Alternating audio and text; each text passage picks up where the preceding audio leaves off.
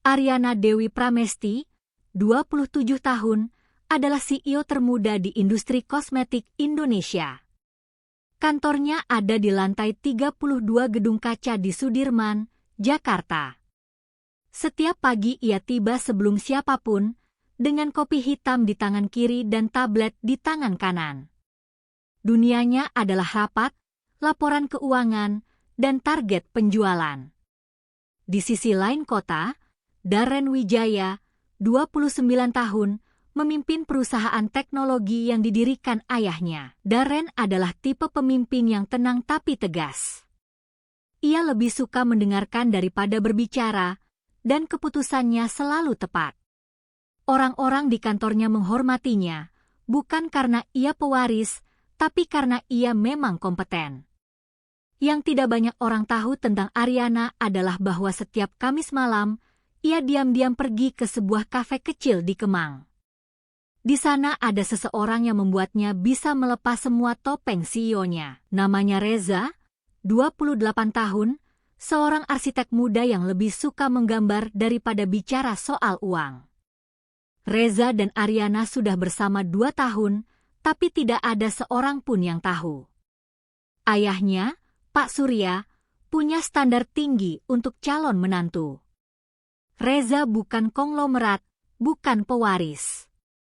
Di mata Pak Surya, Reza tidak akan pernah cukup. Darren juga punya rahasia. Di balik setelan jas mahalnya dan image CEO yang sempurna, hatinya sudah dimiliki seorang perempuan bernama Nadia. 26 tahun, pemilik kedai kopi kecil di Menteng yang namanya tidak akan pernah kamu temukan di Google. Nadia bukan siapa-siapa di mata dunia bisnis, tapi bagi Darren, ia adalah segalanya. Darren dan Nadia sudah bersama 1,5 tahun. Ibu Darren, Bu Helena, tidak tahu tentang Nadia, dan Darren tidak berniat memberitahunya dalam waktu dekat. Bu Helena adalah wanita yang menilai seseorang dari nama belakangnya, bukan dari hatinya. Pemilik kedai kopi kecil bukan tipe menantu yang ada dalam daftar impiannya. Pak Surya dan Bu Helena sudah berteman lama. Mereka sering bertemu di acara-acara bisnis dan golf. Suatu malam di sebuah gala dinner, sambil menikmati wine mahal, ide itu muncul begitu saja. Bagaimana kalau anak-anak mereka dijodohkan? Merger 2 perusahaan besar melalui pernikahan. Sempurna, kata mereka. Aryana mendapat telepon dari ayahnya saat sedang rapat. Pak Surya tidak pernah menelepon di jam kerja kecuali untuk hal penting. Ia bilang bahwa ia ingin Aryana datang makan malam di rumah Jumat ini. Ada seseorang yang ingin ia kenalkan. Aryana merasakan firasat buruk, tapi ia tidak bisa menolak ayahnya. Tidak pernah bisa. Darren juga mendapat pesan dari ibunya. Makan malam formal hari Jumat, pakai jas yang bagus. Darren tahu persis apa artinya, ibunya sedang merencanakan sesuatu. Ia menghela napas dan mengetik pesan ke Nadia, Jumat ini aku tidak bisa ke kedai. Jumat malam tiba. Aryana datang ke rumah mewah keluarganya dengan gaun hitam sederhana. Di ruang makan sudah duduk ayahnya, Bu Helena, dan seorang pria muda yang belum pernah ia temui. Darren Wijaya. Tinggi, ganteng, dan jelas sama tidak nyamannya. Mata mereka bertemu sekilas, dan keduanya langsung tahu, ini bukan makan malam biasa. Makan malam itu berlangsung 2 jam yang terasa seperti 2 hari. Pak Surya dan Bu Helena menjelaskan rencana mereka dengan antusias, seolah-olah mereka sedang membicarakan merger perusahaan, bukan kehidupan 2 manusia. Aryana dan Darren hanya duduk, mendengarkan, dan sesekali saling melirik dengan tatapan yang sama. Ini bukan ide kami. Setelah makan malam, Aryana langsung mengemudi pulang dan menelepon Reza. Suaranya bergetar saat menceritakan apa yang baru saja terjadi. Reza diam lama di ujung telepon, bukan karena marah, tapi karena ia sudah lama takut momen ini akan datang. Ia tahu bahwa di dunia Aryana, cinta saja tidak pernah cukup. Darren tidak pulang ke apartemennya. Ia langsung pergi ke kedai kopi Nadia meskipun sudah hampir tutup. Nadia langsung tahu ada yang salah dari cara Darren duduk, bahu turun, mata kosong. Tanpa bicara banyak, Darren menggenggam tangan Nadia dan bilang bahwa ibunya sudah menjodohkannya. Nadia tersenyum, tapi senyum itu tidak sampai ke matanya. Minggu-minggu berikutnya terasa seperti pertunjukan wayang. Ariana dan Darren dipaksa bertemu untuk makan siang, jalan-jalan, bahkan foto-foto untuk media sosial keluarga.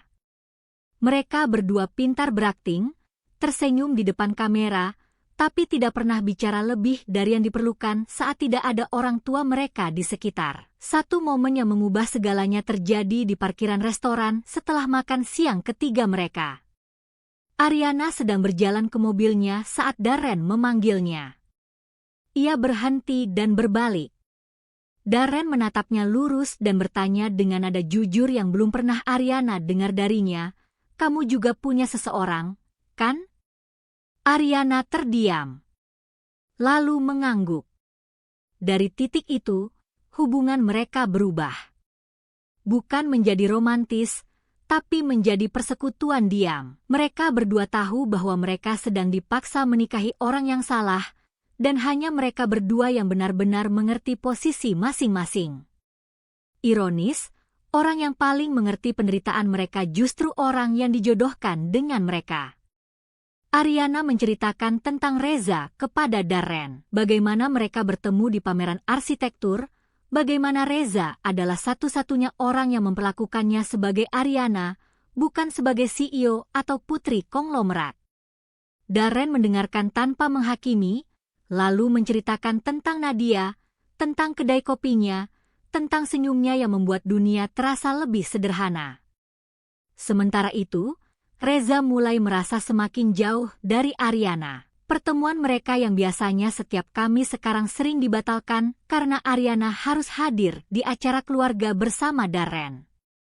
Reza tidak pernah mengeluh, tapi malam-malam yang ia habiskan sendirian di studionya semakin terasa panjang dan dingin. Nadia juga merasakannya. Darren semakin jarang datang ke kedainya, dan saat datang, matanya selalu terlihat lelah. Nadia tidak pernah bertanya terlalu banyak karena ia tahu jawabannya akan menyakitkan.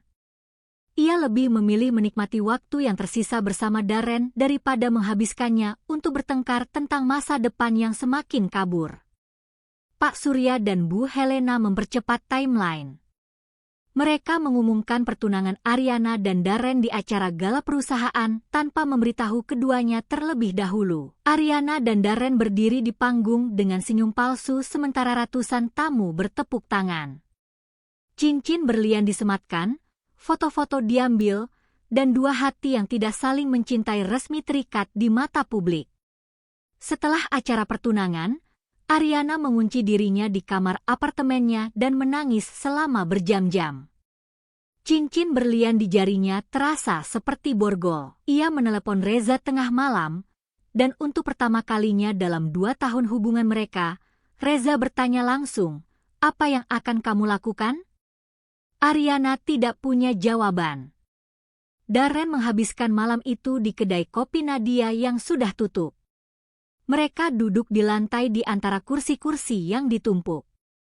Darren bercerita tentang pertunangan tanpa persetujuannya. Nadia mendengarkan, lalu bilang satu hal, "Aku tidak memaksamu memilih, tapi aku juga tidak bisa menunggu selamanya." Persiapan pernikahan dimulai tanpa persetujuan pengantin. Bu Helena menyewa wedding planner paling mahal di Jakarta. Pak Surya memesan ballroom hotel bintang 5. Undangan dicetak dengan tinta emas. Ariana dan Darren bahkan tidak ditanya soal dekorasi, menu, atau tanggal. Semua sudah diputuskan. Mereka hanya diminta hadir. Ariana mencoba berbicara dengan ayahnya. Ia datang ke kantornya dan duduk di depan meja besar yang selalu membuatnya merasa kecil sejak kecil. Ia bilang bahwa ia belum siap menikah, bahwa ia butuh waktu. Pak Surya menatapnya dingin dan bilang bahwa ini bukan tentang kesiapan, ini tentang tanggung jawab. Pembicaraan itu berakhir dalam 5 menit. Darren juga mencoba. Ia mengajak ibunya makan siang dan membawa topik pernikahan. Bu Helena meletakkan garpunya dan bilang undangan sudah dicetak, tidak ada yang bisa diubah. Darren tahu, pertempuran ini sudah kalah sebelum dimulai. Hari-hari berlalu dan tekanan semakin berat. Ariana mulai kehilangan fokus di kantornya. Ia membuat kesalahan dalam presentasi untuk pertama kalinya dalam karirnya. Rekan-rekan kerjanya berbisik, ada yang bilang ia mungkin kelelahan, ada yang bilang ia sedang jatuh cinta. Tidak ada yang tahu bahwa yang sedang terjadi justru sebaliknya. Reza akhirnya mengambil keputusan. Ia datang ke kafe tempat mereka biasa bertemu dan menunggu Ariana. Saat Ariana datang, Reza menyerahkan sebuah amplop. Di dalamnya ada 2 tiket pesawat ke Bali, 1 untuknya, 1 untuk Ariana.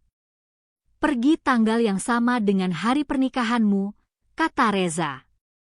Ariana menatap tiket itu dengan tangan gemetar. Ariana tidak langsung menjawab. Ia menyimpan tiket itu di dalam tas dan pulang dengan kepala penuh pertanyaan. Meninggalkan segalanya, ayahnya, perusahaannya, reputasinya, untuk pergi bersama Reza. Itu terdengar gila. Tapi bukankah tinggal dan menikahi orang yang tidak ia cintai juga sama gilanya? Seminggu sebelum pernikahan, Ariana mengajak Darren bertemu di rooftop tempat mereka biasa bicara. Ia menceritakan tentang tiket pesawat dari Reza. Darren diam mendengarkan, lalu untuk pertama kalinya, ia tersenyum tulus. Ia merogoh sakunya dan mengeluarkan ponselnya, menunjukkan pesan dari Nadia, aku sudah pesan 2 tiket kereta ke Yogyakarta. Tanggal yang sama. Mereka saling menatap dan untuk pertama kalinya tertawa bersama. Malam itu mereka menyusun rencana bersama. Pernikahan dijadwalkan jam 10 pagi di Ballroom Hotel. Ariana akan datang untuk fitting gaun jam 8, lalu keluar lewat pintu belakang menuju bandara. Darren akan datang dengan jas pengantin, lalu menghilang dari ruang ganti menuju stasiun kereta. Rencana yang gila, tapi satu-satunya yang masuk akal bagi hati mereka. Ariana mulai menyiapkan segalanya dalam diam. Ia menyimpan 1 koper kecil di apartemen Reza, berisi pakaian sederhana, paspor, dan beberapa barang pribadi. Tidak ada gaun mahal, tidak ada sepatu desainer. Hanya hal-hal yang penting. Setiap kali ia memasukkan sesuatu ke koper itu, ia merasa sedikit lebih bebas. Darren juga bersiap. Ia mentransfer sebagian tabungannya ke rekening yang tidak diketahui ibunya. Ia menghubungi teman lamanya di Yogyakarta yang punya rumah kecil yang bisa mereka tinggali sementara. Nadia sudah memesan tiket kereta dan mengemas kedainya dengan alasan renovasi. Semua bergerak dalam kesunyian. 3 hari sebelum pernikahan, mereka diminta fitting bersama. Ariana memakai gaun pengantin putih pilihan Bu Helena. Gaun itu indah, mahal, dan terasa bukan miliknya. Darren berdiri di sampingnya dalam jas putih, sama tampannya dan sama tidak bahagianya. Semua bilang mereka pasangan sempurna. Malam itu Ariana menemui Reza untuk terakhir kalinya sebelum hari haji. Mereka duduk di kafe langganan mereka, di meja yang sama, dengan kopi yang sama. Reza menggenggam tangannya dan bilang bahwa ia akan menunggu di bandara jam 8 pagi. Kalau Ariana datang, mereka pergi bersama. Kalau tidak, Reza akan mengerti. Ariana mencium tangannya dan bilang, aku pasti datang. Darren juga menemui Nadia. Di kedai kopi yang sudah kosong karena renovasi palsu, mereka duduk di antara kardus-kardus dan peralatan yang sudah dikemas. Darren menyerahkan tiket kereta kepada Nadia dan bilang, kereta jam 8:30 pagi, stasiun Gambir. Nadia mengangguk dan memeluknya erat, tidak perlu bilang apa-apa lagi. 2 hari sebelum pernikahan, Pak Surya mengadakan rehearsal dinner. Semua kerabat dan relasi bisnis hadir. Ariana duduk di sebelah Darren, tersenyum, bersalaman, menerima ucapan selamat. Di bawah meja, tangannya mengepal. Di kepalanya, ia menghitung mundur jam. 48 jam lagi, kata hatinya. Malam sebelum pernikahan, Ariana tidak bisa tidur. Ia duduk di balkon apartemennya dan menulis surat untuk ayahnya. Surat yang menjelaskan segalanya, tentang Reza, tentang cinta yang tidak bisa dipaksakan, tentang maaf yang tulus. Ia menulisnya 3 kali karena tangannya terus gemetar. Versi terakhir ia lipat rapi dan masukkan ke dalam amplop bertuliskan nama ayahnya. Darren juga menulis surat, tapi untuk ibunya. Ia duduk di meja kerjanya dan menatap kertas kosong selama 1 jam sebelum mulai menulis. Ia menulis tentang Nadia, tentang pilihan, tentang betapa ia berharap ibunya bisa mengerti bahwa kebahagiaan tidak selalu datang dalam bentuk yang direncanakan. Ia meninggalkan surat itu di meja kerjanya di kantor, tempat Bu Helena pasti akan menemukannya. Pagi hari sebelum pernikahan, Ariana bangun, mandi, menyiapkan diri seperti biasa. Ia melihat gaun pengantin yang tergantung di lemarinya. Indah, mahal, dan bukan untuknya. Ia menatapnya lama, lalu menutup pintu lemari pelan-pelan. Di meja riasnya ada amplop untuk ayahnya dan koper kecil yang sudah siap di bawah tempat tidur. Dalam 12 jam, hidupnya akan berubah selamanya. Darren bangun lebih awal dari biasanya. Ia berolahraga, mandi, lalu duduk di ruang tamunya yang sepi. Di mejanya ada kunci apartemen, kartu kredit yang akan ia tinggalkan, dan surat untuk ibunya. Ia menatap semuanya dan menarik napas dalam. Hari ini ia akan kehilangan banyak hal, tapi ia juga akan mendapatkan satu hal yang tidak bisa dibeli dengan semua kekayaannya, kebebasan untuk mencintai siapa yang ia mau. Hari pernikahan tiba. Matahari terbit di Jakarta dengan langit yang merah muda. Hotel Bintang 5 sudah ramai sejak subuh, tim dekorasi menata bunga-bunga, tim catering menyiapkan ratusan porsi, dan security berjaga di setiap pintu. Pernikahan 2 CEO, 2 keluarga besar, ini bukan acara biasa. Ini acara yang akan diliput media. Ariana tiba di hotel jam 7 pagi. Ia masuk ke bridal suite, ruangan besar dengan cermin, bunga, dan tim makeup. Gaun pengantin tergantung di hanger emas. Ariana menatapnya dan tersenyum tipis, bukan senyum bahagia, tapi senyum perpisahan. Darren tiba di hotel jam 7:30. Ia masuk ke Grand Suite di lantai berbeda dan berganti jas pengantin putih. Penampilannya sempurna, tampan, rapi, dan siap. Tapi di dalam saku jasnya, tersimpan tiket kereta ke Yogyakarta. Best man-nya, seorang teman kantornya, memberikan tepukan di bahu dan bilang, "Kamu terlihat siap." Darren hanya tersenyum. Jam 8:15. Ariana sudah setengah didandani saat ia bilang kepada tim makeup bahwa ia perlu ke kamar mandi sebentar. Ia mengambil tas kecil yang sudah disiapkan, berjalan tenang melewati lorong hotel, dan keluar lewat pintu emergency di ujung koridor. Di luar, taksi online sudah menunggunya. Ia naik dengan jantung berdegup kencang dan memberitahu supir, "Ke bandara, tolong cepat." 15 menit kemudian, Darren juga bergerak. Ia bilang butuh udara segar dan keluar dari Grand Suite.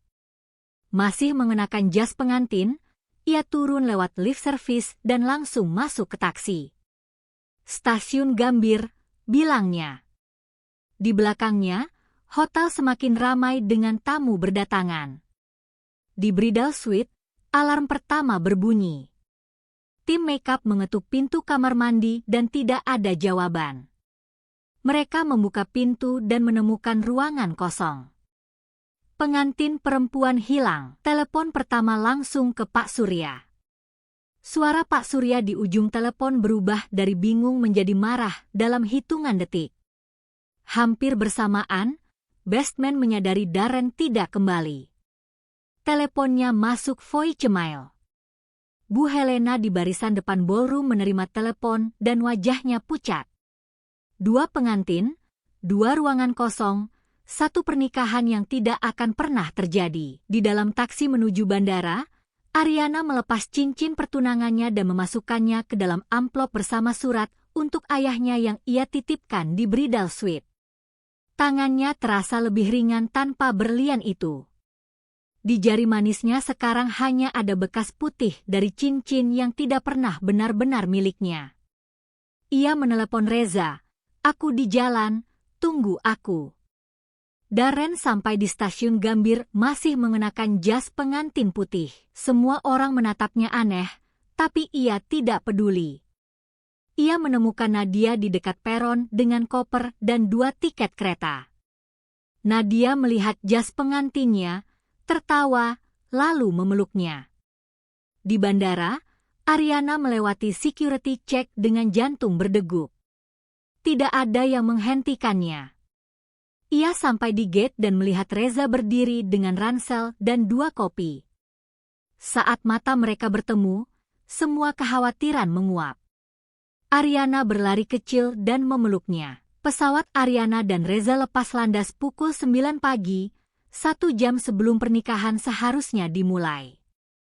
Ariana duduk di kursi dekat jendela dan menatap Jakarta mengecil di bawahnya. Setiap gedung, setiap jalan, setiap kenangan, semua menyusut menjadi titik-titik kecil. Reza menggenggam tangannya dan tidak berkata apa-apa. Tidak perlu. Kereta Darren dan Nadia bergerak keluar Jakarta pukul 8:30. Darren sudah mengganti jas pengantin putihnya dengan kemeja sederhana yang dibawa Nadia di kopernya. Jas putih itu dilipat rapi dan dimasukkan ke dalam tas, bukan dibuang, tapi juga tidak akan pernah dipakai lagi. Mereka duduk berdampingan melihat pemandangan berubah dari gedung-gedung menjadi sawah-sawah hijau. Di hotel, keadaan kacau balau. Pak Surya menemukan surat Ariana dan membacanya dengan tangan gemetar. Setiap kata terasa seperti tamparan. Ia tidak menyangka putrinya punya keberanian ini. Bu Helena menemukan surat Darren dan menangis untuk pertama kalinya dalam bertahun-tahun. Ariana dan Reza tiba di Bali siang hari. Mereka menyewa villa kecil di tepi sawah di Ubud, jauh dari resort mewah dan pantai turis. Ariana berdiri di teras villa, menghirup udara yang berbeda dari Jakarta, udara yang tidak terasa berat. Untuk pertama kalinya dalam berbulan-bulan, ia tersenyum tanpa alasan, tanpa tujuan, tanpa penonton. Darren dan Nadia sampai di Yogyakarta sore hari. Teman Darren sudah menyiapkan rumah kecil di pinggiran kota, sederhana tapi bersih. Nadia berdiri di teras dan melihat kampung yang tenang, jauh dari Jakarta yang riuh. Darren memeluknya dari belakang dan berbisik, "Kita mulai dari sini." Nadia mengangguk. Mereka tidak punya banyak, tapi mereka punya satu sama lain. Seminggu berlalu. Berita pernikahan gagal 2 CEO menjadi gosip terbesar di dunia bisnis. Pak Surya mengurung diri di kantornya. Bu Helena membatalkan semua acara sosialnya. Dunia mereka hancur, bukan karena kehilangan merger, tapi karena menyadari bahwa mereka tidak pernah mengenal anak-anak mereka sendiri. Ariana mulai membangun kehidupan baru di Bali. Ia membuka konsultasi bisnis kecil-kecilan secara online, menggunakan keahliannya tanpa harus kembali ke dunia yang pernah mengekangnya. Reza mendapat proyek arsitektur dari kenalan lokalnya. Mereka hidup sederhana, memasak bersama, jalan-jalan di sawah sore hari, dan belajar bahwa kebahagiaan tidak membutuhkan lantai 32. Darren membuka kedai kopi kecil bersama Nadia di Yogyakarta. Kedai itu bernama Bukan Takdir, nama yang membuat Nadia tertawa saat Darren menyarankannya. Ia yang dulu memimpin perusahaan teknologi dengan ribuan karyawan, sekarang menyajikan kopi untuk pelanggan sambil tersenyum. Dan senyum itu, untuk pertama kalinya, benar-benar tulus. 3 bulan kemudian, Pak Surya datang ke Bali. Ia menemukan Ariana di villa kecilnya, sedang menyiram tanaman di teras. Mereka saling menatap lama tanpa bicara. Pak Surya yang biasanya tegas dan menakutkan, kali ini terlihat tua dan lelah. Ia duduk di kursi teras dan untuk pertama kalinya bertanya kepada putrinya, bukan memerintah, apakah kamu bahagia? Ariana mengangguk. Dan Pak Surya, dengan mata yang basah, mengangguk juga. Malam itu, Ariana dan Reza duduk di teras villa menatap bintang yang tidak pernah terlihat dari Jakarta. Di Yogyakarta, Darren dan Nadia menutup kedai dan duduk di bangku depan. 4 orang, 2 pasangan, 2 kota, 1 keputusan yang sama. Mereka memilih cinta bukan karena mudah, tapi karena itulah satu-satunya yang masuk akal. Di dunia yang penuh tekanan dan perjodohan, tidak ada yang lebih berani daripada memilih menjadi dirimu sendiri.